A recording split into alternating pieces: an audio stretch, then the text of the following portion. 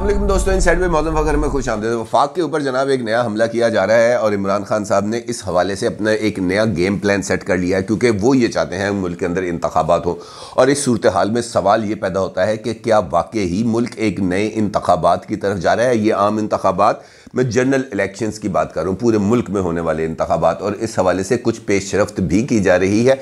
और ख़ास तौर पर मुत्तहिदा कौमी मूवमेंट की तरफ से हुकूमती इत्तेहाद से अलहदगी के ऐलान और उसके बाद पीपल्स पार्टी की तरफ से मुत्तहिदा के सामने घुटने टेकने और 48 घंटे पहले बल्दियाती इंतखाबात से बैकआउट करने ने यकीनी तौर पर इस पोजीशन को वाज़े कर दिया है कि हुकूमती इत्तेहाद इस वक्त शदीद तरीन दबाव में मौजूद है। क्योंकि अगर वो दबाव में ना होता, अगर वो कंप्रोमाइजिंग सिचुएशन में ना होता, तो फिर उनके पास गुंजाइश कुछ डेवलप हो जाती। लेकिन पंजाब की असम्बली की डिसोल्यूशन के बाद और उसके बाद खैबर पख्तूनख्वा की असम्बली की तहलील के फैसले ने हुकूमती इत्तेहाद के ऊपर ना सिर्फ दबाव बढ़ा दिया है, बल्कि वो दीगर ऑप्शंस के ऊपर गौर कर रहे हैं। और कुछ इत्तलात ऐसी भी आ रही हैं कि जनाब जो शहबाज शरीफ साहब हैं, उनकी तरफ से आसिफ अली जरदारी साहब, मौलाना फजलुर रहमान साहब से रब्ता किया गया है और उनसे पूछा गया कि पैन दसो हुणकी करना है। ये बात अब हुणकी करने से तो बात अब आगे निकल चुकी है, क्योंकि ये जो सिचुएशन आ गई है इसके अंदर आपको चीज़ों को फेस करना है और फेस करने के लिए हिम्मत को जुटाना है। क्योंकि जब तक अब आप हालात का सामने आकर फ्रंट के ऊपर मुकाबला नहीं करेंगे,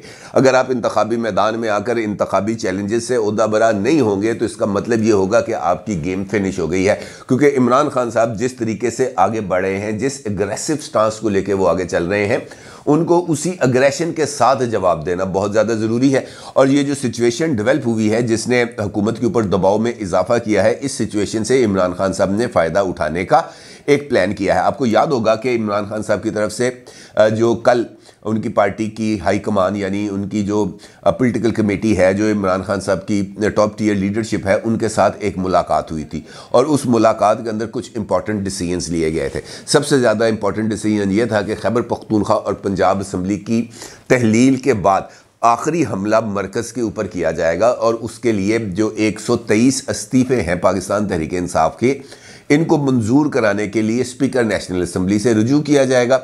और ये जो अरकान असम्बली हैं, ये नेशनल असम्बली में स्पीकर के सामने पेश भी होंगे और वहाँ पर अपने इस्तीफ़ों की तस्दीक भी करेंगे। और चाहे इसके लिए उनको नेशनल असम्बली में जाकर अपने इस्तीफ़ों का ऐलान करें, वो इस हवाले से हर एक हरबा इस्तेमाल करने के लिए तैयार हैं। और इसके साथ साथ शहबाज हुकूमत को वो जो है फ़र्क कराने के लिए भी जो एक प्लान है उसके ऊपर अमल दरामद का आगाज़ किया जा रहा है। और इस ज़िम्न में इमरान खान साहब की प्रेसिडेंट आरिफ अलवी साहब के साथ भी जो मुशावरत हुई है, उनका आपस में रब्ता हुआ है।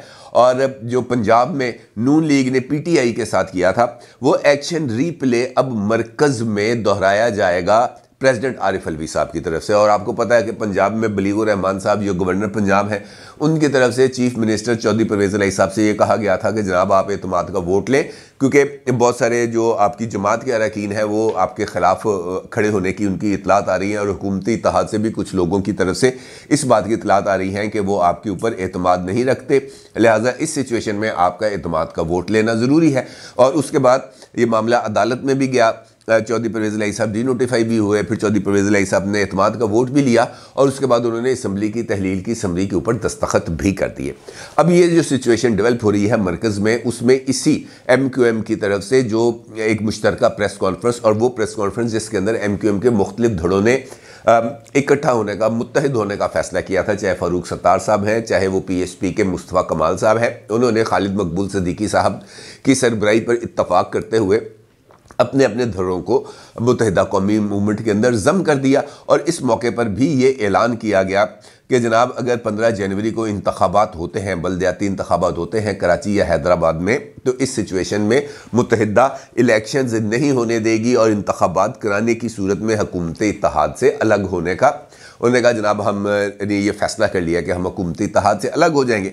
अब ये वो ऐलान है जिसने इमरान खान साहब के रास्ते को थोड़ा सा हमवार किया, क्योंकि अमल दरामद तो बात ही बात है ना, वो तो इस बात का उस वक्त पता चलेगा जब वोट ऑफ कॉन्फिडेंस लिया जाएगा नेशनल असम्बली से। लेकिन जो एक इम्कान है वो इम्कानी सूरत हाल डेवलप हो गई है, जिसके बाद इमरान खान साहब की तरफ से आरिफ अलवी साहब से रब्ता किया गया और उनसे ये इस हवाले से मुशावरत की गई कि मुत्तहिदा के इस ऐलान के वो हुकूमती इत्तेहाद से अलग हो सकते हैं, पर जो है शहबाज शरीफ साहब उनसे एतमाद का वोट लेने की जो है वो उसके लिए सदारती हुक्म जारी किया जाए। और आरिफ अलवी साहब ने इस हवाले से आइनी और कानूनी मुशावरत करने का इंदिया दिया है। और उन्होंने कहा जनाब अगर इस बात के इम्कान पैदा होंगे तो हम यकीनी तौर पर शहबाज शरीफ साहब से इस बारे में उनको हुक्म दिया जाएगा कि वो नेशनल असम्बली से आएँ और एतमाद का वोट लें।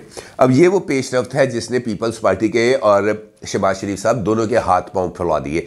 और उसके बाद शजील इनाम मेमन साहब की तरफ से ये ऐलान किया गया कि जनाब, और सिर्फ 48 घंटे पहले यानी 15 जनवरी को इलेक्शन होने हैं, 48 घंटे पहले इस बात का ऐलान कर दिया गया कि जनाब हम जो है वो इंतखाबात को मुलतवी कर रहे हैं। और इलेक्शन कमीशन को उन्होंने ख़त भी लिख दिया, और सिर्फ इस वजह से कि MQM के जो इतराज़ात हैं उनको दूर किया जाए और उनको जोड़ के रखा जाए। क्योंकि अगर MQM हाथ से निकल जाती है तो भाई मरकज़ के अंदर तो शहबाज शरीफ साहब के पास इतनी अक्सरियत नहीं है कि वो वोट ऑफ कॉन्फिडेंस ले सके। और जो सदारती रेफरेंस आया था आर्टिकल 63A के बाद उसके हवाले से, उसके बाद तो वहाँ पर जो PTI के मुनहरफ अरकान बैठे हैं वो भी जो है वो शहबाज शरीफ साहब को वोट देने की सूरत में वो डीसीट हो जाएंगे, ना ही उनका वोट शुमार किया जाएगा। लिहाजा पोजीशन हो गई है ख़राब। और इसके बाद फिर इलेक्शन कमीशन ऑफ पाकिस्तान की तरफ से भी ऑर्डर आ जाता है और वो ये कहते हैं कि जनाब ये जो दरख्वास्त की गई है सिंध गवर्नमेंट की तरफ से हम इसको मुस्तरद करते हैं। कराची में इलेक्शन जो है वो कराची और हैदराबाद में इलेक्शन जो है वो 15 जनवरी को ही होंगे। इसका मतलब ये है कि वजह तनाज़ा अभी भी बरकरार है। ऑल्दो पीपल्स पार्टी ने ये कोशिश की है कि उनको फेस सेविंग मिल जाए और उन्होंने MQM को मुतमईन करने की कोशिश की है कि जनाब हमने तो अपने तौर पर पूरी कोशिश की, हमने हल्का बंदियाँ जो है वापस लेने का फ़ैसला किया, हमने इंतखाबात रुकवाने का फ़ैसला किया, उन्होंने इलेक्शन कमीशन ही मानदा 280 की करिए। यही बात है और यही ऑप्शन वो लेके सामने चले आएंगे। लेकिन अगर 15 जनवरी को इंतखाबात हो जाते हैं और MQM वहाँ पर कामयाब नहीं हो पाती, कराची और हैदराबाद के अंदर उनका मेयर नहीं आता, तो ये MQM के लिए एक बहुत बड़ा सेटबैक होगा और इंजमाम के बाद भी सेटबैक होगा। क्योंकि MQM को नेशनल असम्बली में 4 सीटें मिले, 6 मिले, 8 मिले, 7 मिले, या प्रोविंशियल असम्बली सिंध के अंदर उनको 20 मिले, 25 मिले, 50 मिले, उनको इन चीज़ों से फ़र्क नहीं पड़ता। उनके लिए कराची और हैदराबाद की मेयरशिप वो सबसे ज़्यादा इम्पोर्टेंस रखती है और वो इसके हसूल के लिए हर एक एक्सटेंड तक जा सकते हैं। मरकज़ और सूबों में रहने का मतलब सिर्फ और सिर्फ ये है कि वो कराची के अंदर अपने मफादात का तहफ़्फ़ुज़ कर सके और गाहे बगाहे वो जो हुकूमतें मौजूद होती हैं मरकज़ में या सूबों पर, उनके ऊपर अपना दबाव बरकरार रख सके और इसी दबाव को लेकर वो एक टूल के तौर पर इस सिचुएशन को इस्तेमाल करते हैं। अब ये जो ताज़ा तरीन सिचुएशन डेवलप हुई है इलेक्शन कमीशन ऑफ पाकिस्तान के इस ऐलान के बाद, उसके बाद यकीनी तौर पर जो नींदें थी वो तो उड़नी थी, चाहे वो शहबाज शरीफ हैं, चाहे वो आसिफ अली जरदारी साहब हैं, चाहे वो नवाज शरीफ हैं, चाहे वो मौलाना फजल रहमान है। और यही वजह है कि आसिफ अली जरदारी साहब के साथ रब्ता किया गया। बड़ा दिलचस्प वहाँ पर जो खबरें सामने आ रही हैं वो रद्द-ए-अमल आया और उसके अंदर ये कहा गया कि जनाब शहबाज शरीफ साहब ने जो है वो रब्ता किया है आसिफ अली जरदारी साहब से और दोनों लीडरों ने इस बात पर इत्तफाक किया है कि पंजाब है, खैबर पख्तून है या सिंध है, इसके अंदर आइन के ऊपर अमल दरामद किया जाएगा और आइन के मुताबिक फ़ैसले लिए जाएंगे। तो भाई आप आइन से मावरा को फ़ैसला ले सकते हैं? आइन से मावरा तो फ़ैसला लेने की तो गुंजाइश ही मौजूद नहीं है ना। और आइन अगर ये कहता है कि सूबाई असम्बलियाँ टूट जाएंगी तो 90 दिन में इलेक्शन होंगे, तो 90 दिन के अंदर इलेक्शन तो आपने नहीं कराने, इलेक्शन तो कराने इलेक्शन कमीशन ऑफ पाकिस्तान ने। आपने तो जाकर इंतखाबी मैदान में मुकाबला करना है और मुकाबला करने से इस वक्त के हालात, जितनी महंगाई है, जितने बिजली पानी गैस की कीमतें बढ़ चुकी हैं, लोगों के लिए 2 वक्त की रोटी खाना उनके लिए अजाब बन चुका है। इस सिचुएशन के अंदर इलेक्शन में जाना तो खुद जो है वो कहते हैं ना कि जो वो गले लगाने के मुतरादफ है, वो जो एक हजीमत है और इस हजीमत से बचने के लिए ही इंतखाबात को मुसलसल नज़रअंदाज करने या उसको पीछे धकेलने की कोशिश की जा रही है। और सबसे बड़ा प्रॉब्लम अगर हम देखें तो गुज़िश्ता ये जो वाक़यात हुए हैं इसमें मुस्लिम लीग नून के लिए सबसे बड़ा इम्तहान या चैलेंज, आप इसको जो भी कहें, वो मौजूद है। बल्कि अगर मैं ये कहूँ तो मुस्लिम लीग नून के लिए इसके अंदर 4 सबक और 1 ऑप्शन उनके पास मौजूद है, तो ये कहना भी गलत नहीं होगा। क्योंकि अगर मुकाबला अगर हमने पंजाब में देखना, पंजाब आधा पाकिस्तान है, आबादी के लिहाज से सबसे बड़ा सूबा है और यहाँ पर अगर किसी भी जमात की बर्तरी होती है तो वो रिफ्लेक्ट करती है मरकज़ के अंदर हुकूमत साजी में। जो बंदा पंजाब जीतता है वही जाके मरकज़ में हुकूमत बनाता है। लिहाजा पंजाब के अंदर बरतरी कायम करना, पंजाब में अपना किला ठोकना सबसे ज़्यादा इंपॉर्टेंट है। और पीटीआई ने इस वक्त जिस तरीके से हालात को, जिस तरीके से सिचुएशन को, जिस तरीके से अपनी पॉलिटिकल बयानिया को इस्तेमाल किया है, उन्होंने बहुत ज़्यादा एक टफ चैलेंजिंग सिचुएशन डेवलप कर दी है मुस्लिम लीग नून के लिए। और मुस्लिम लीग नून मुसलसल गलतियों पर गलतियां ही किए चली जा रही है। और मौजूदा हालात में भी अगर उन्होंने अपनी इन गलतियों से सबक नहीं सीखा तो फिर उनके लिए बिल्कुल पंजाब वैसे ही हो जाएगा जैसे पीपल्स पार्टी के लिए पंजाब बन गया। जो अगर उन्होंने सिर्फ सिंध की सियासत करने पर इक्तफा किया, पंजाब को नज़रअंदाज कर दिया और इसके नतीजे में पंजाब से वो बिल्कुल ही वॉश आउट होते चले गए। हर एक हलके में 3, 4, 5 हज़ार वोट रह गए बाकी। और यही सिचुएशन अगर इन इलेक्शंस के अंदर मुस्लिम लीग नून के हारने की सूरत सामने आती है तो फिर अगली मरतबा यही सिचुएशन मुस्लिम लीग नून के लिए सामने आएगी और फिर पीटीआई को हराने के लिए पीटीआई ही काफ़ी होगी, फिर मुस्लिम लीग नून को सामने आने की ज़रूरत नहीं होगी। ऑल्दो कि ये जो 4 वजूहात हैं मुस्लिम लीग नून के लिए या 4 सबक जो हैं ये उनके लिए मद्देनज़र रहना सबसे ज़्यादा ज़रूरी है। सबसे पहली बात यह है कि किसी भी पॉलिटिकल जमात को फैमिली बिजनेस के तौर पर नहीं चलाया जा सकता। अगर आप हुक्मरान इत्तेहाद में देखें, मुस्लिम लीग नून हो, पीपल्स पार्टी हो या JUIF हो, इन तीनों जमातों ने अपनी जमात को एक फैमिली बिजनेस के तौर पर ही चलाया है। एक फैमिली का जो बड़ा है जिसने ये पार्टी बनाई है, जिसने बिजनेस सेटअप किया, वो बन गया चीफ एग्जीक्यूटिव या मैनेजिंग डायरेक्टर और बाकी घर के सारे लोग बन गए डायरेक्टर्स और वो कंपनी उन्होंने चलाने शुरू कर दी। और यही सिचुएशन हमें यहाँ पर नज़र आ रही है। मुस्लिम लीग नून में नवाज शरीफ साहब हैं, वो पार्टी के ताहयात कायद हैं। शहबाज शरीफ साहब जो उनके छोटे भाई हैं वो वज़ीर आज़म हैं। मरियम नवाज साहबा जो नवाज शरीफ साहब की साहबजादी हैं वो सीनियर वाइस प्रेसिडेंट हैं। हमजा शहबाज साहब जो शहबाज शरीफ साहब के साहबजादे हैं वो चीफ मिनिस्टर पंजाब भी रह चुके हैं और अपोजिशन लीडर भी हैं। कोई भी हुकूमती ओहदा ऐसा नहीं है, कोई भी पार्टी ओहदा ऐसा नहीं है जहां पर हुक्मरान इत्तेहाद के अंदर जो उनके अपने ख़ानदान के लोग हैं वो मौजूद ना हो और ख़ानदान से बाहर वो अपनी जमात को निकालने के लिए तैयार नहीं है। न जाने किस चीज़ का खौफ है कि वो पार्टीज़ को अपने ख़ानदान तक ही महदूद रखना चाहते हैं। और ये वाला चीज़ चल रही थी हमारे पड़ोसी मुल्क इंडिया में, जहाँ पर इस तरह की सिचुएशन डेवलप होगी तो गांधी ख़ानदान तक ही कांग्रेस को महदूद रखना था। वो फिर गांधी ख़ानदान तक महदूद रखने के चक्कर के अंदर कांग्रेस इस हद तक महदूद हो गई कि उनको उसके बाद अभी तक इक़्तिदार नसीब नहीं हुआ। और फिर उसके बाद वक्त ये आया कि राहुल गांधी के आगे लोगों ने हाथ जोड़े कि भाई तू पार्टी प्रेसिडेंट बन जाने का, मेरे हाथ जोड़े, मैं नहीं बढ़ना। इस तरह की सिचुएशन को अगर डेवलप करना है यहाँ पर भी पीपल्स पार्टी ने, नून ने, JUI ने, तो फिर इस पर माजरत ही की जा सकती है। दूसरा इंपॉर्टेंट सबक जो मुस्लिम लीग नून के लिए है वो ये है कि पार्टी को मैदान में रहकर चलाया जा सकता है। पार्टी रिमोट कंट्रोल के जरिए नहीं चलाई जा सकती, पार्टी लंदन में बैठकर नहीं चलाई जा सकती। पार्टी है लोगों पर मुश्तमिल, अवाम पर मुश्तमिल, अवाम के अंदर रह कर चलाई जा सकती है। अवाम से कट ऑफ होकर पार्ट टाइम के तौर पर सियासत नहीं की जा सकती कि जनाब नवाज शरीफ साहब का जब दिल करेगा 2-4 महीने के बाद वो एक आध जुमला गुजरते गुजरते यूँ लंदन से सीढ़ियों से उतरते हुए बाहर 4 रिपोर्टर खड़े हैं, हाँ जी क्या हाल है, ठीक है, इस बारे में मियाँ साहब आप क्या कहेंगे, ये जो है इस बात में हम ये कर देंगे। इस तरह की गुफ्तगू करते हुए पार्टी नहीं चलती। पार्टी के लिए चाहे आपको जेल जाना पड़े, चाहे आपको फांसी लगना पड़े, सियासत के अंदर आपको रेलिवेंट रहना पड़ता है। आप जब इररेलिवेंट हो जाते हैं, रिमोट पे चले जाते हैं, तो बाकी तमाम के तमाम वो लोग जो आपके साथ जुड़े होते हैं वो आपके साथ आहिस्ता आहिस्ता डी लिंक होते चले जाते हैं। वो आपसे उनकी एसोसिएशन या जो बॉन्ड है वो कमज़ोर होता चला जाता है। और इस सूरत हाल में जब आपके पास कोई ऐसा काउंटर बयानिया ही आप तश्कील ना दे पाएँ और ये वाला तासुर डेवलप होता चला जाए कि जनाब आप पाकिस्तान आने से इस वजह से घबरा रहे हैं कि आपको जेल जाना पड़ेगा, तो वो नतायज आपको भुगतना पड़ते हैं और ये नतायज आप भुगत रहे हैं। लिहाजा तमाम तर मसलतों को नज़रअंदाज करते हुए नवाज शरीफ साहब हैं या मरियम नवाज साहबा हैं, इन दोनों को पार्ट टाइम पॉलिटिक्स को खैरबाद कह कर फुल टाइम पॉलिटिक्स करनी होगी और पाकिस्तान में बैठ कर करनी होगी।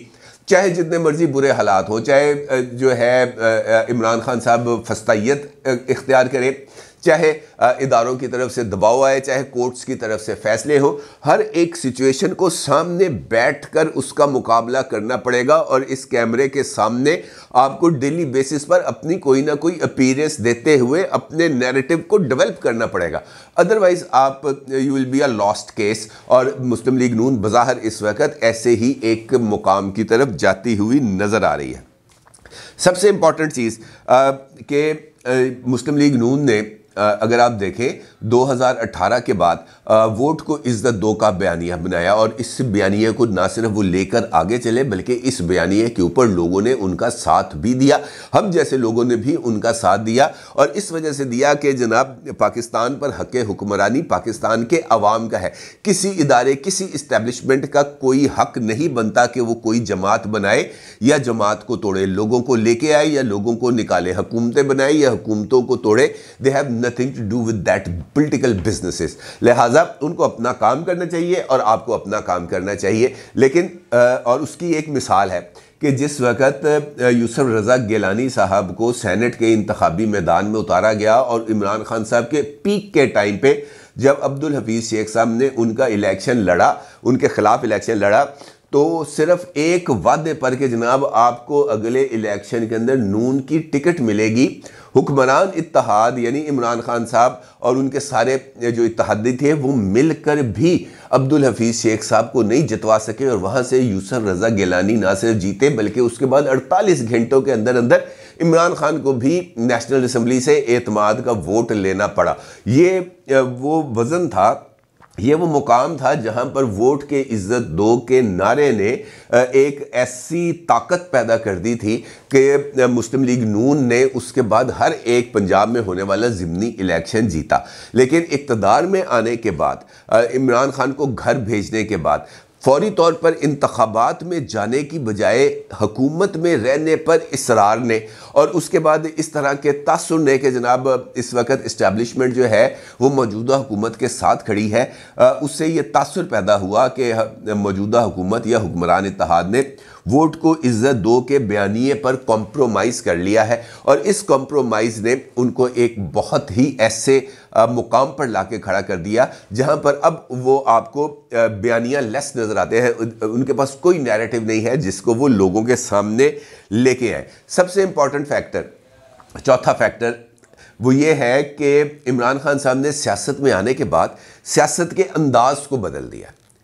आप इस इमरान खान की पॉलिटिक्स से इख्तलाफ करें, आप इमरान खान साहब के तरीक़ाकार से इख्तलाफ करें, लेकिन ये बात तय है कि इमरान खान ने अपने सियासी मकासद के हसूल के लिए अगर फ़ौज को टारगेट करना पड़ा तो उसने बिला खौफ व ख़तर फ़ौज को टारगेट किया।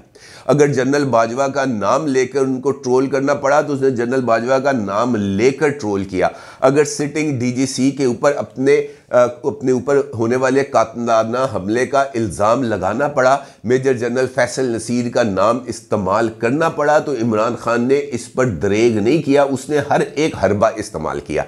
और उसके साथ साथ ये जो सोशल मीडिया प्लेटफॉर्म्स है, चाहे वो ट्विटर है, चाहे वो फेसबुक है, चाहे वो टिकटॉक है, चाहे वो इंस्टाग्राम है, हर एक सोशल मीडिया प्लेटफॉर्म के ऊपर इमरान खान ने अपनी मौजूदगी को इस्टेब्लिश किया और सोशल मीडिया के ज़रिए नौजवानों की जहन साजी में या उनको गुमराह करने में भरपूर तरीके से किरदार अदा किया। जबकि हुक्मरान इत्तेहाद के अंदर जो जमातें हैं, पीपल्स पार्टी, नून लीग, JUIF, ये अभी तक 1930 की ही पॉलिटिक्स में अपने आप को उन्होंने गुम किया हुआ, वो ड्राइंग रूम से बाहर निकलने में तैयार नहीं है। और ये जो जदीद टूल्स हैं कम्युनिकेशन के, इनको भी इस्तेमाल करने के लिए तैयार नहीं है, जिसकी वजह से एक डिस्कनेक्ट आ गया लोगों के दरमियान और पॉलिटिशियंस के दरमियान। और इस डिस्कनेक्ट को दूर करना इस वक्त सबसे ज़्यादा इम्पॉर्टेंट है।